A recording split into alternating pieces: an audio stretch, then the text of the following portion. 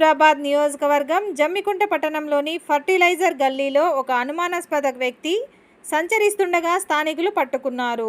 సమాచారం ప్రకారం ఆ వ్యక్తి ఐసిఐసిఐ బ్యాంక్ ఆపోజిట్ ఉన్న ఇంట్లోకి చొరబడేందుకు ప్రయత్నించగా ఇంటివారు గమనించి అరవడంతో అక్కడికి స్థానికులు చేరుకొని అతడిని పట్టుకున్నారు. ఉదయం నుండి ఆ వ్యక్తి ఆ చుట్టుపక్కనే తిరుగుతున్నాడు అని స్థానికులు తెలిపారు.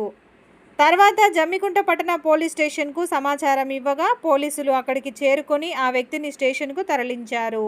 ఈ ఘటనతో ఆ ప్రాంతంలో కలకలం రేగింది.